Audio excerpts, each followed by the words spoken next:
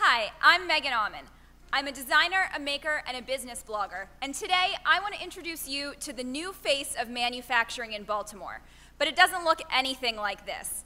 It actually looks a little more like this. This is Juliet Ames, and she runs the Broken Plate Pendant Company. Along with countless others, Juliet is leading a manufacturing revolution here in Baltimore. But you might not have realized it because it actually goes by a very different name, craft. That's right, Juliet is part of a new wave of creative entrepreneurs who are designing and making products right here in Baltimore. Craft has always been an important part of our local community. We've been hosting the American Craft Council's flagship show for over 30 years. But fueled by online marketplaces like Etsy, this is the Baltimore Etsy Street Team. So fueled by online marketplaces like Etsy, which is billed as your place to buy and sell all things handmade, a new generation of makers, and let's face it, manufacturing is a fancy way to say making.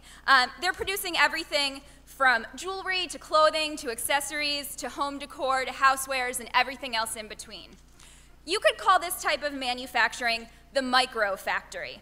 Individuals or small groups of people who are producing goods either in their homes or in small studios. True, each of these businesses is producing a smaller volume of goods than you might normally see from a factory. But when you add all of that production up, there's really an amazing economic potential there. So how is this good for our local economy? Well, first, it helps keep local dollars local. When you shop at a local store, 3 times more money goes into the local community than when you shop at a big box store.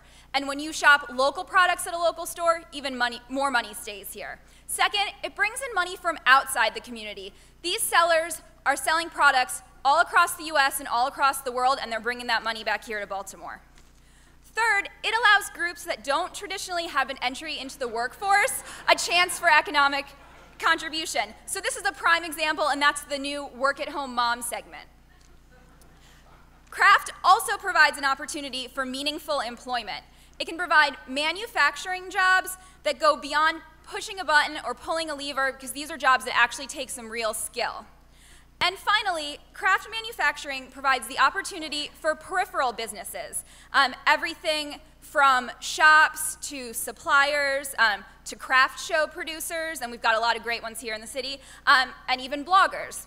So if I still haven't convinced you of the economic potential of craft, I want to share a number with you. We're going to wait for it. $25.5 million. This is the volume of goods sold on Etsy in the month of August alone. There's some money happening here. So how can our local community benefit from the economic potential of craft? First off, we need to support craft businesses, and a great way to do that is to buy locally made products.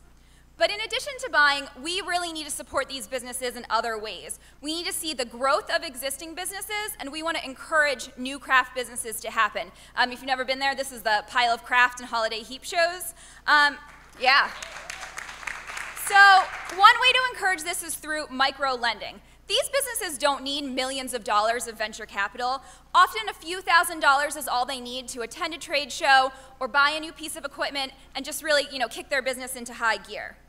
Another way to encourage growth is to make vacant spaces around the city available as either studio space, as pop-up shops, exactly.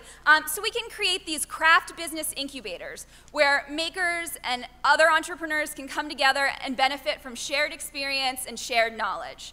And we also need to support our businesses that carry locally made goods. So we need to make sure that we're shopping at those stores, that we're going to those craft shows, and that we're voting with our dollars and picking these things over those big box stores carrying this same old manufactured stuff. And finally, I'd like to challenge the powers that be to conduct a craft economic impact study of Baltimore and the surrounding community. Western North Carolina did a study like this in 2008, and they found that craft businesses contribute $206 million to the local economy every year. So there's some money there. I think there's a real economic value in craft, and I, for one, would really like to see just how much we can bring that into Baltimore. And if you're interested in finding out more about the economic impact of craft, you can check out my website, craftmba.com. Thank you.